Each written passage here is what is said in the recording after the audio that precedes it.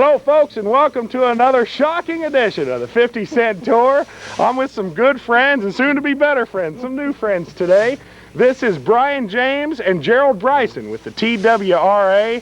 And Brian, tell the folks what we're going to do today. Well, we're going to do a little electrofishing this morning. This is one of our sampling techniques that we use every year along with some of the others to sample mainly largemouth and crappie in the spring of the year.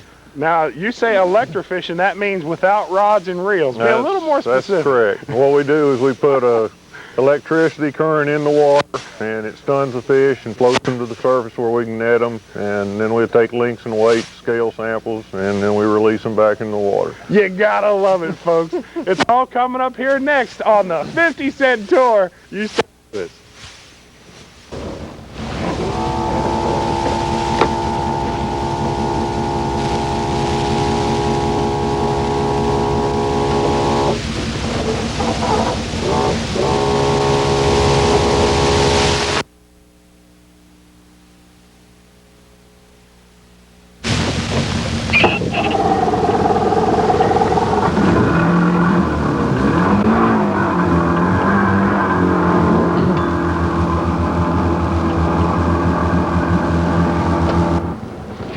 We're just going to put our rig together here, and all it is consists of some fiberglass boom poles that stick out the front of the boat, and then a cross member, and each one of these have a drop cable that sticks in the water.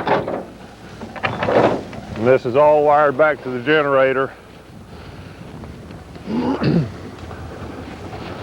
Sort of a strange looking creature, but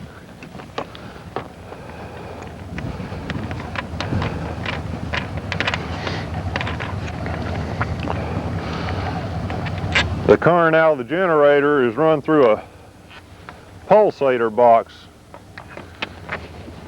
and it converts the current coming from the generator from AC into DC. That's what we converted over to about 4 years ago. Instead of using straight AC, we've gone to the DC current.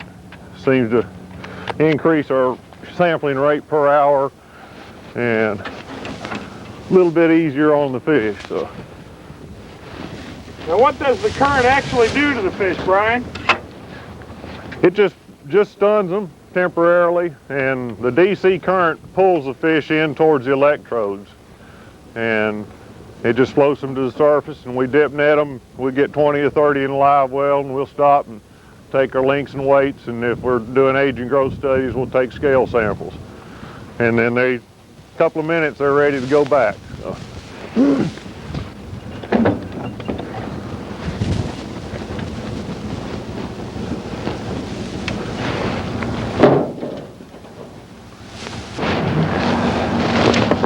These are cables, and this is the only part of the apparatus that's sticking in the water. This is where the current comes through and down into the water.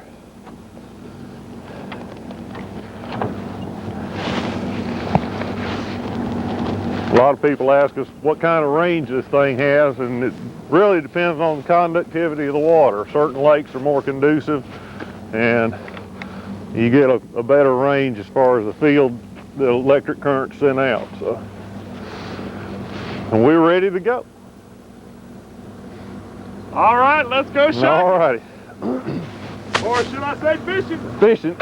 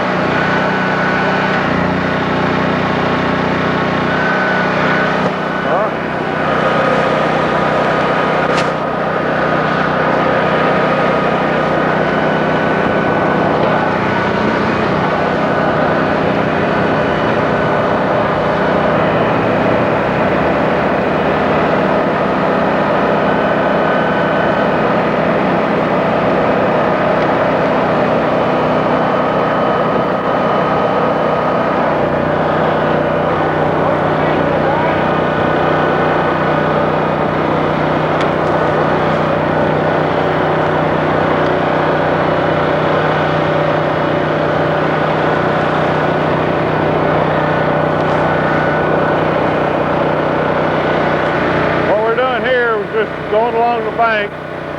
There's a lot of brush in the water, not visible, and picking up species of largemouth, smallmouth, and crappie. We'll get a few in live well, we'll work them up.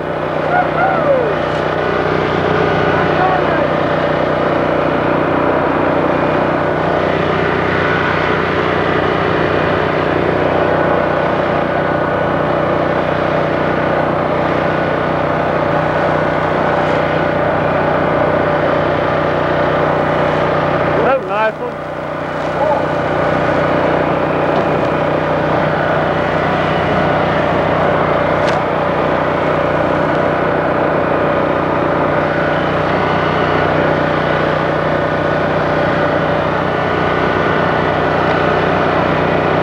What Gerald's looking for is species that we're interested in, mainly the bass and crappie. Other fish, just let them pass on by. They'll recover on their own.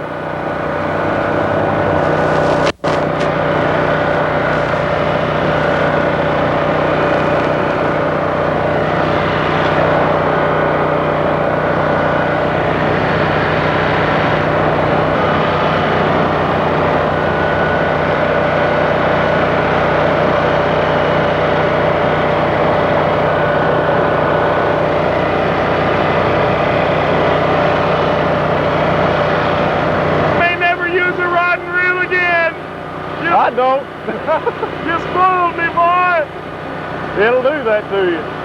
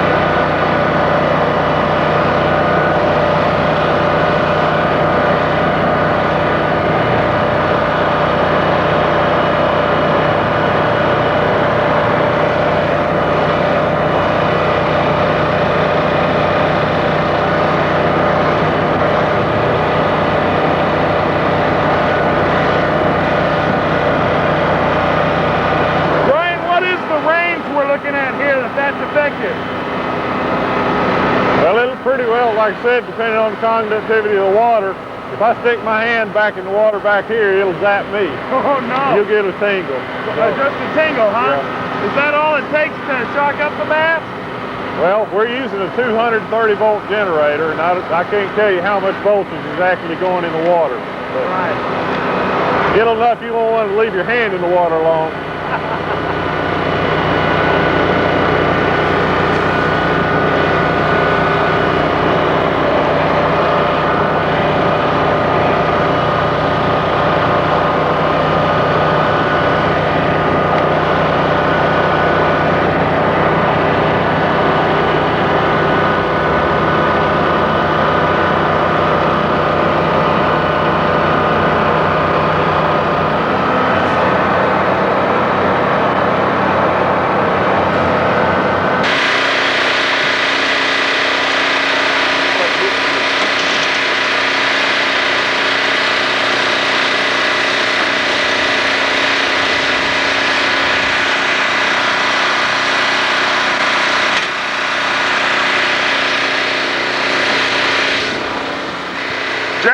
Have a good eye for this, don't you?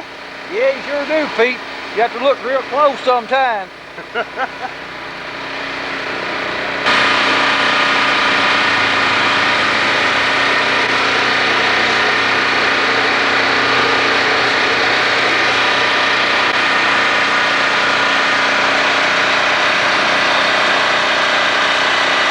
I love it, I love it, I love it, I love it.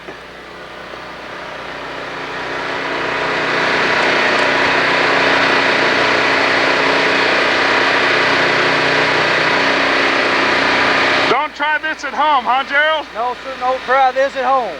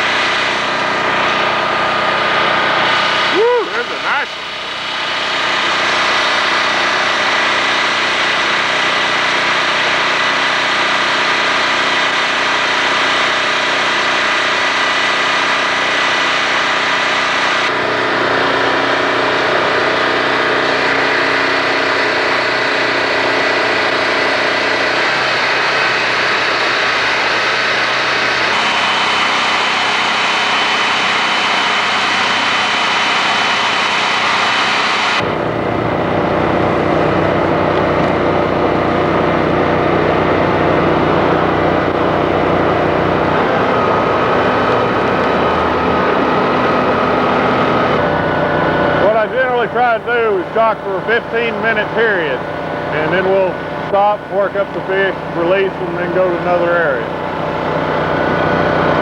This box has got several safety features on it. You look, this is the pulsator box I was talking about. It's got 4 different switches on it, safety switches, along with this one on the dash. The only way this thing can be powered is by this foot switch. I'm operating the foot switch, so if anything goes wrong out front, all I've got to do is release that power, and it'll cut the electricity from going in the water right there. You can hear it draw down. So it's got several safety features and cutoff switches on it just to protect us mainly.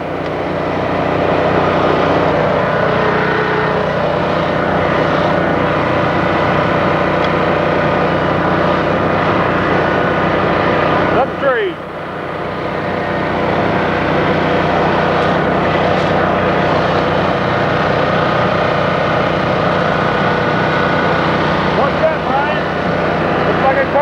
That? Yeah, common carp. All too common on my rod and reel. Mine too.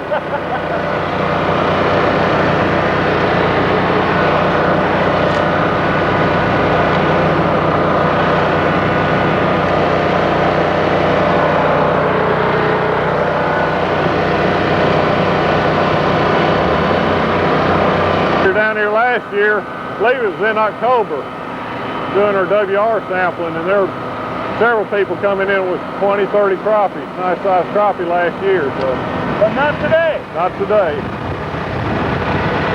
Gerald?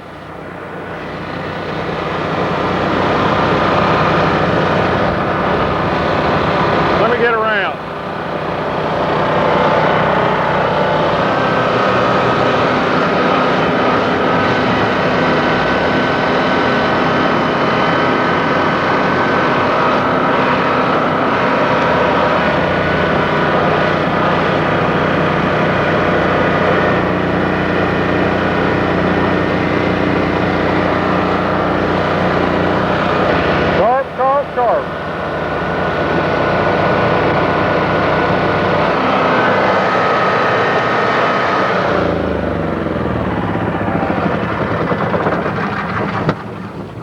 Alrighty.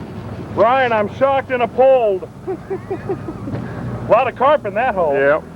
You know, sometimes these treetops hold 10, 15 of them. You never know what you're going to get when you go into one. Pull over here out of the wind a little bit and we'll go ahead and work these fish up. All right.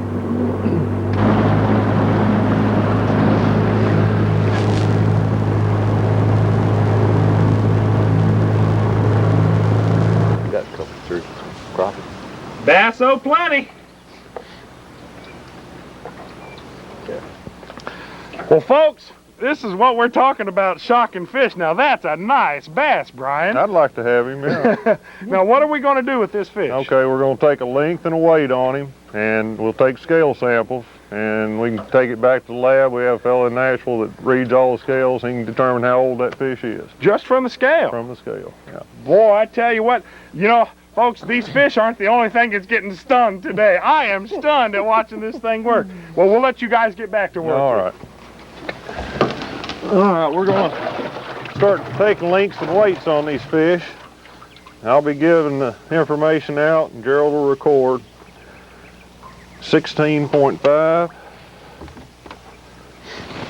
2.2. He'll record that, and then we take off the left side just a few scales. Like I said, these can be used to determine the age of the fish, and those scale envelopes will be marked with the length and the weight and the date and the area of the lake it was taken. And then he's ready to go home, and we'll turn him loose. It was a nice visiting with you.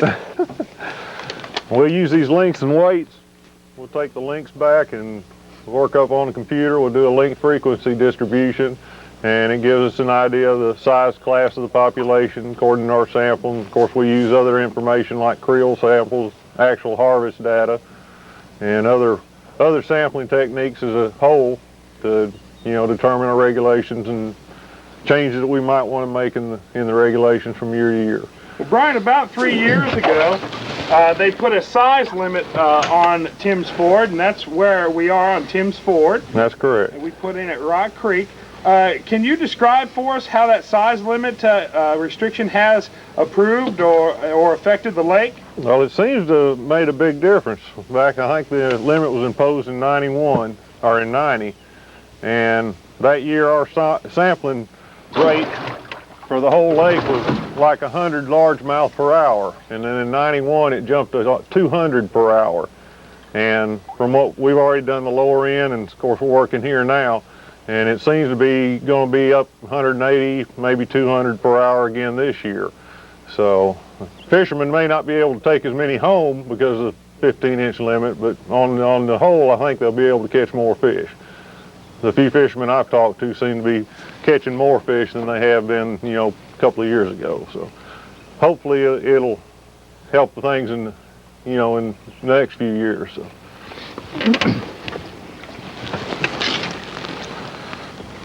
All right, 15.4, 1.95.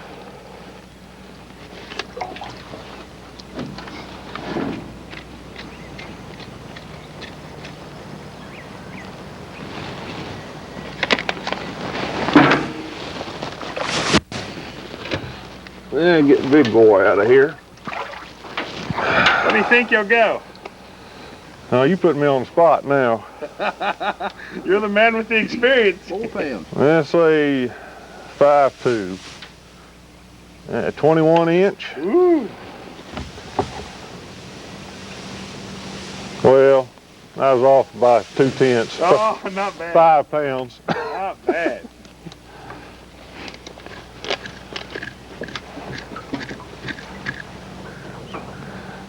Yeah, they've got a formula where they can take these scales, and it's just like rings on a tree. They can determine the age of the fish, and like that fish, if they determine him to be 5 years old, they can take measurements off the scale and give you a rough estimate of how long that fish was at age 4, age 3, age 2, and all the way back to when he was a youngin'. So 14.5. 1.45. That's the kind I always catch out of this lake. Almost a keeper. But I even like to let the keepers go, you know? They're all a lot of fun to catch.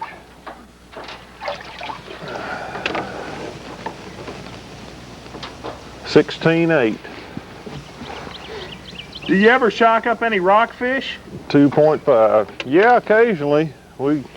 Most of them are, you know, up in this area generally, because on the lower end it's so deep. We just, you know, they're usually tend to stay out where we can't get to them. So, but we've stocked up in Rock Creek and down around the Bass Club on some of the flats around there when they've been up feeding on shad and things. So.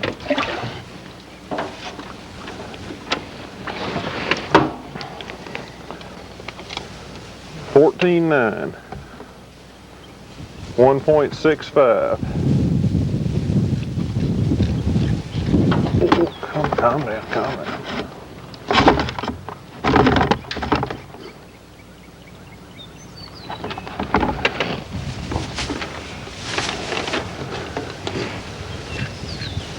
Well, Brian, where are you from?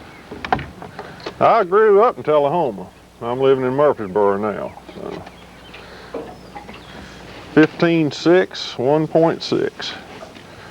Been in Tennessee all your life? Yes, sure have.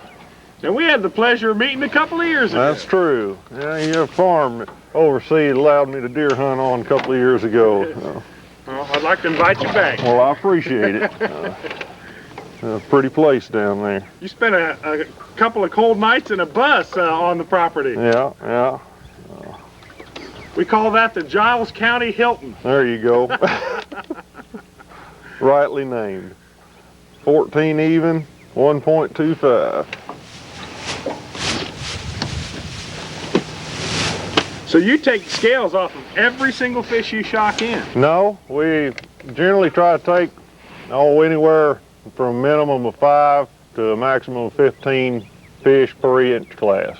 So 8-inch fish, we take 5 to 15. You know, if we get a bunch of them, we'll stop at 15 fish for each inch class. So if we took them off of every fish we had all across the state, the fellow that reads the scales wouldn't have a chance. So they limit it, you know, to a maximum of about 15 per inch class. So 14.8, 1.6. Need that one? No, nothing. Okay, there's another one. We got a lot of scale samples on the lower end, so. Well, Gerald, where are you from? Mount Juliet, Tennessee. All right. So how do you get lucky enough to come down here to Tim's Ford? I don't know that. Yeah, 14, 1.2. Well, it's about 45 degrees out. 14 even, 1.2. Oh, okay. And it's a windy day, and what can you tell fishermen, Brian, about theories of structure and how weather might affect? You get instant feedback from that chopper. Yeah, my samples are awful biased. I don't do a whole lot of fishing myself other than with this rig, so, you know, a man that's out here fishing with rod and reel can probably tell you more about that than I can. So. Well, what about just structure and location? Do you find that certain structures give you more fish? Yeah, it tends to. It just, like I said, depends on time of year and things like that too. You know, like on the lower end, we were getting a lot more fish than we are today, and I think it's mainly because of this cool weather that came in and made us set the fish a little deeper. 14.2, 1.4. But I may go fishing once or twice a year myself, so. Well, would it be fair to say that you guys got a little spoiled? Yeah. Throw my rod and reel down. I hung them up, put them in mothballs. 13.7, 1.1. I'm having a ball, I'm telling you. Need that one?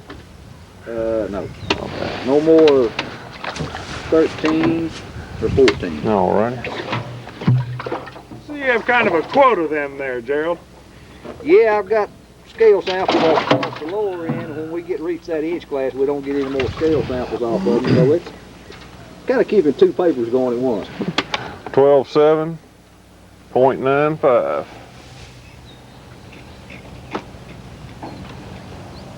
Yeah, I need scales. I need one on 15. All right. Yeah, I'm going to get a net.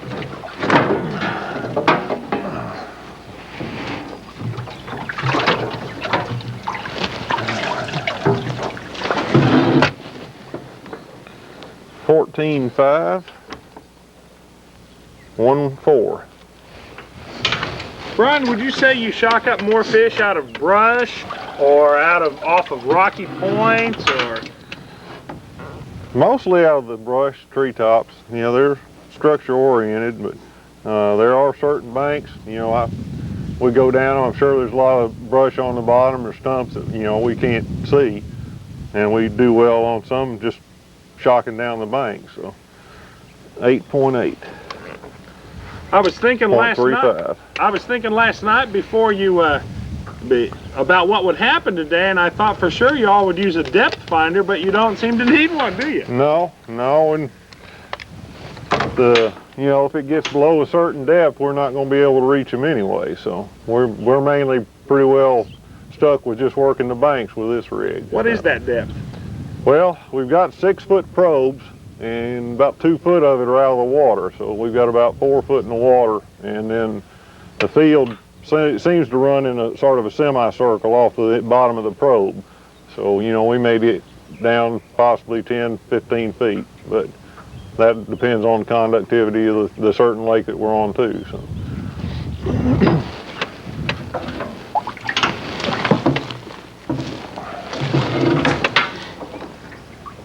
$14.2, 1.3.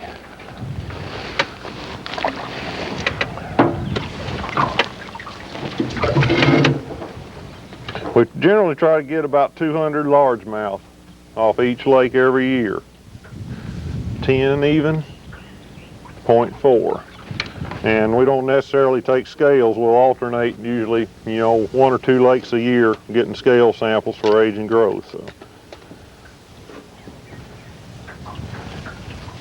we're doing largemouth, and mainly this year, a couple of years we'll really get into smallmouth, and we'll take scale samples off of, you know, a big bunch of smallmouth. But generally we don't shock a whole lot of smallmouth on this lake. They usually tend to stay down a little deeper, and we don't get as many as we do on the largemouth.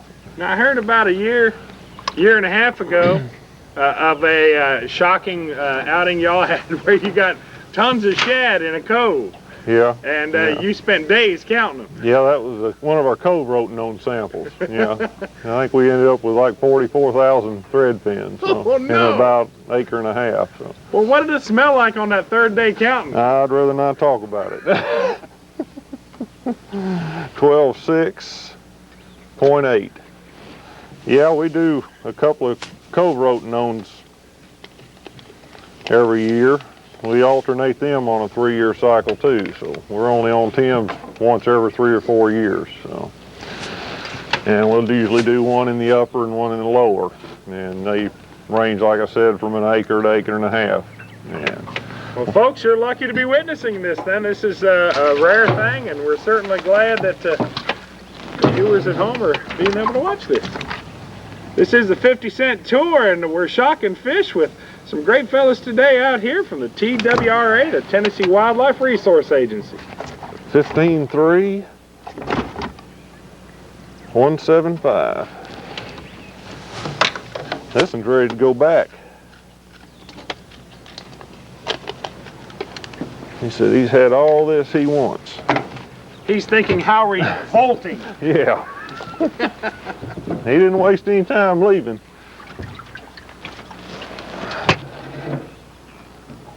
$10.5, 0.55. Need him? Yeah.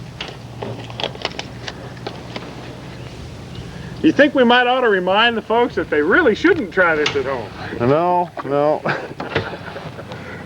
There's some people who've gotten in a little bit of danger trying to operate one of these rigs that they've built themselves. 12.4. Not to mention it's not legal except for us, so 0.85. No.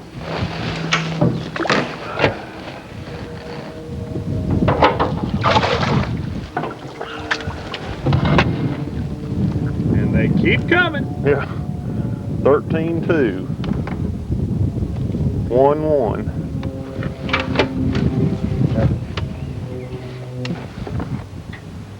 1-1. Don't need him to.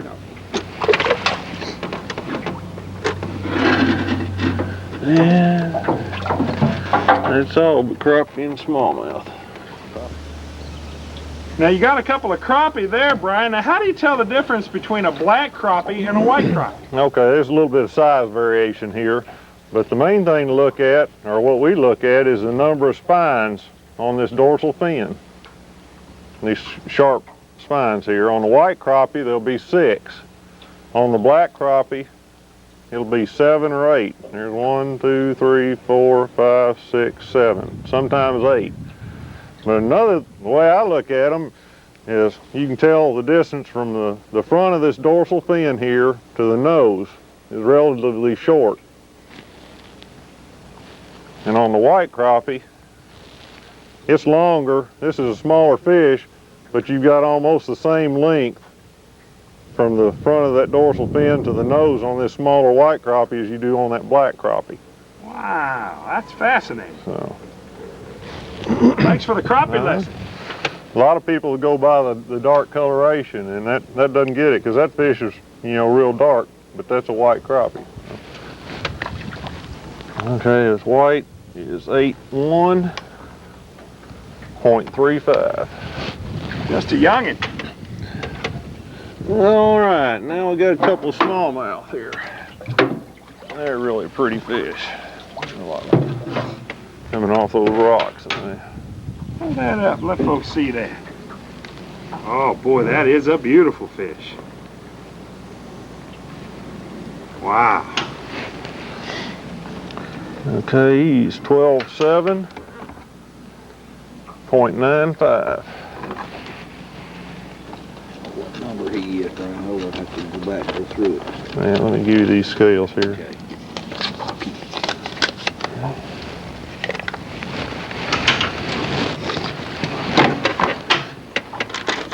We got about 25, 26 largemouth that 15 minutes, so it's not too bad. Are you kidding? That's great.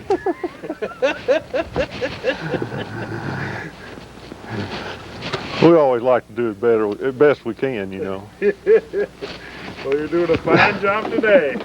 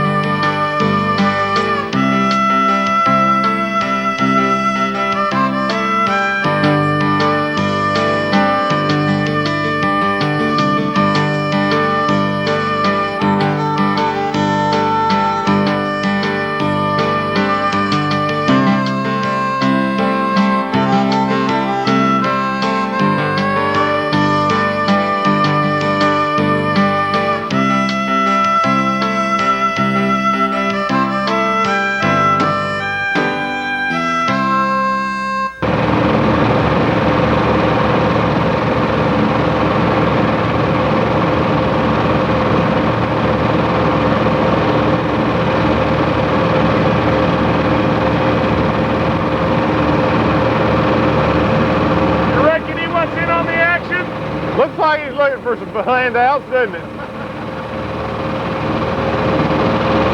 We'll do back here, Gerald. I hope we do pretty good back here. We did last year when we was doing our fall shocking. We done real good up here. Hope we do good again today.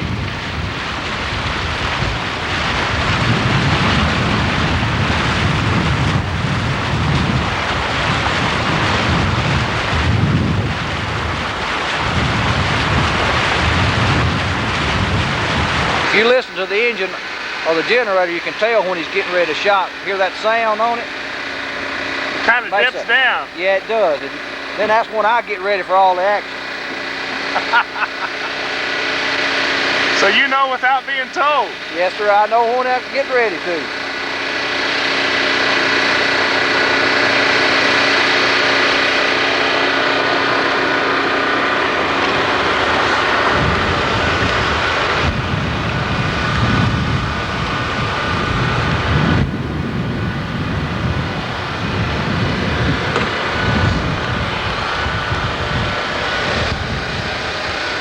Do you find that shocking works better in the morning, or does it matter? It doesn't really matter when you do it. A lot of times we'll come up here because the water gets so clear, we'll have to do it at night, and we can do real good at night. But during the day, it doesn't make any difference.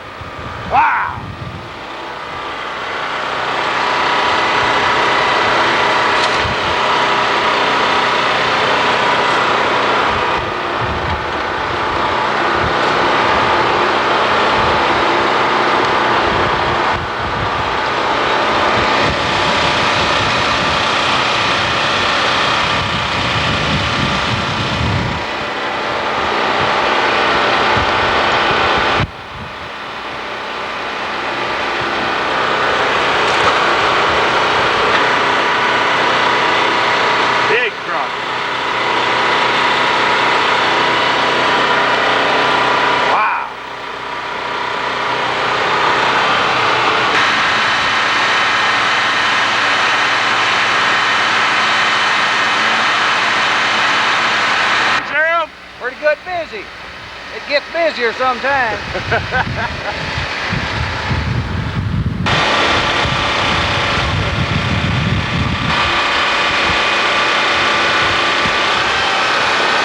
Holy cow!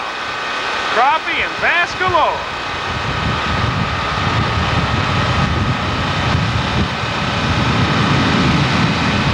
All sizes and shapes. He's got a net full this time.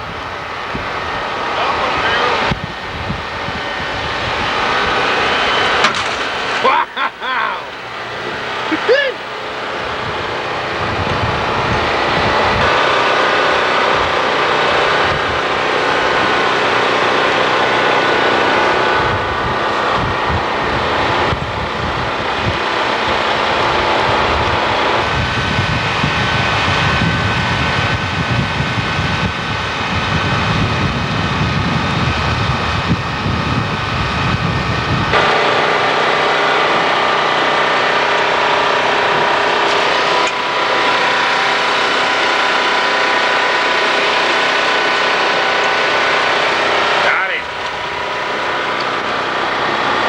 This is the only way to go.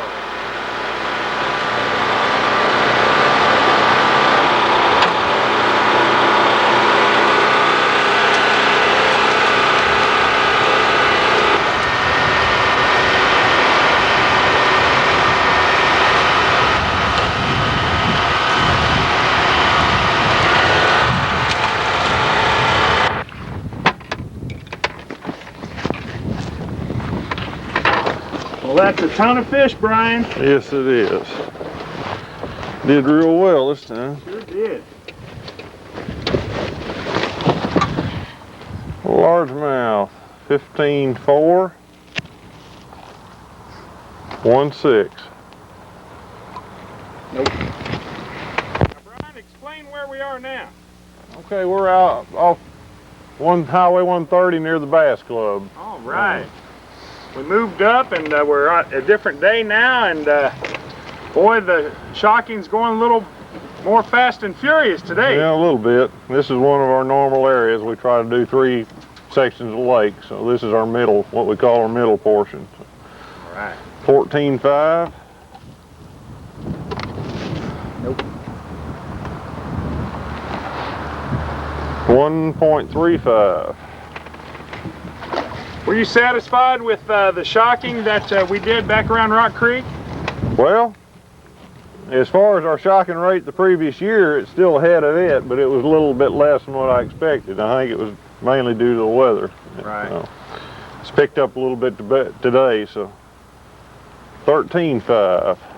You know, old Gerald's worked up a sweat. I got hot up there today.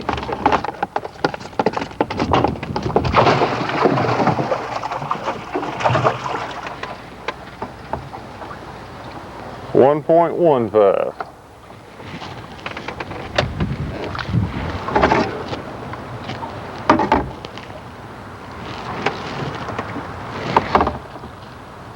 Two, 3.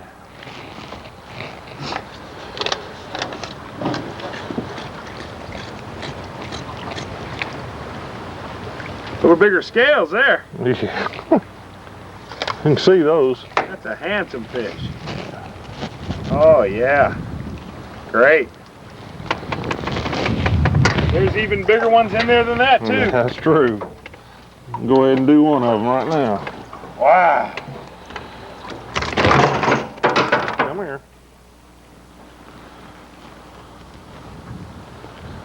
Uh, 20 inches even. Oh, calm down, calm down. 3.95.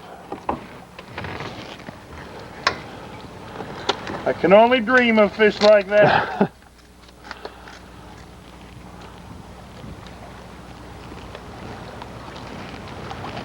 Alrighty.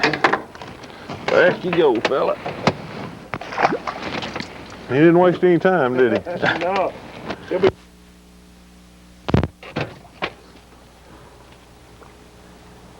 13.7. 1.2. Need him? 16.8. Yeah. 2.3.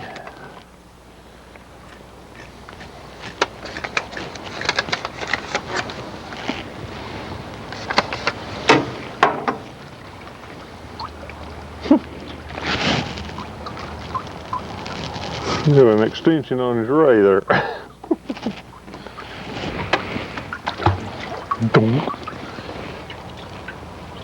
Got several crappie. Some nice crappie. 12.5, 0.9, 15.1, 1.6. Just barely a keeper there. Yep. No.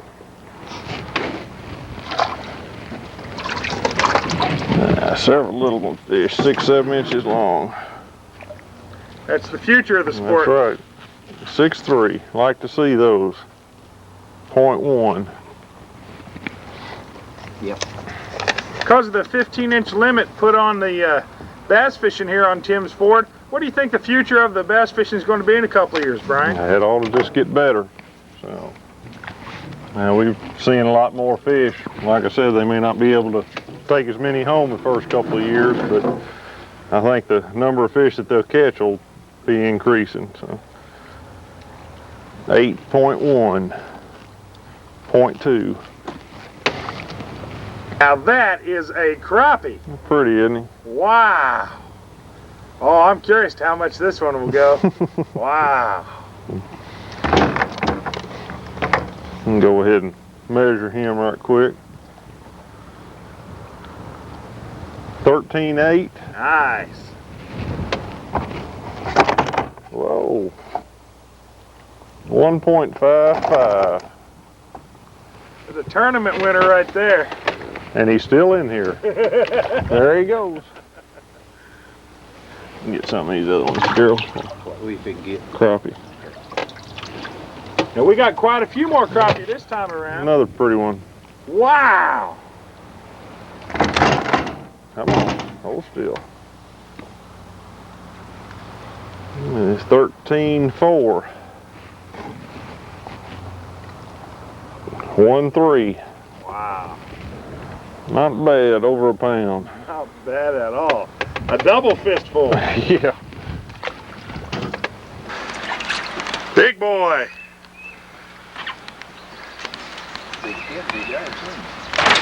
Oh, golly. Oh, he slapped me good then. About 37 inches. Wow.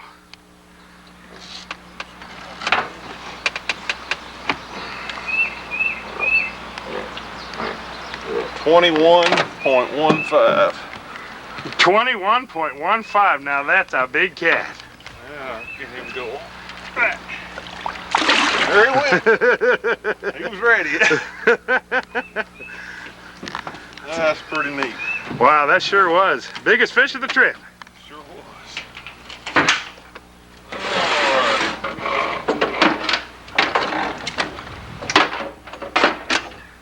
Brian, give me your best goose imitation. Go ahead. I can't do it on the fish. Sure you can.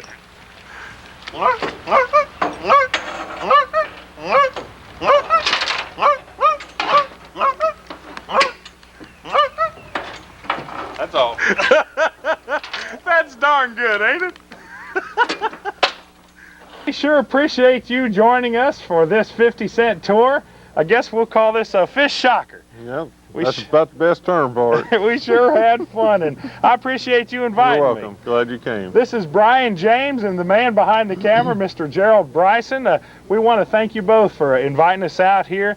Now, one thing that I found really amazing, every fish that you shocked up survived. That's true. Every single one. We very seldom have one, you know, that is harmed in any way that we know of. So Another good thing is we're starting to see more crappie. that's right. And one of the things I've learned in 2 days of shocking with you guys, I guess I'm going to talk to the fishermen right now, is that mostly we've been shocking up largemouth bass. Mm-hmm. And now why is that? The smallmouths seem to stay out a little deeper than the largemouth. We know they're in here. The fishermen catch them. You know, we see that from our creel, but it just seems like they stay a little deeper than what we can get normally. So we mainly work the banks and the edges of the lake. So And largemouth are generally up, you know, in shallower water. So. And we caught quite a few more crappie today too. Yeah. All right, well folks, we thank you for joining us, and we've had a ball here, and I look forward to our next adventure with the TWRA. Same here. Thanks a lot. Thank you very much. All right. That's going to wrap it up for this edition, the shocking edition of the 50-cent Tour. Ah!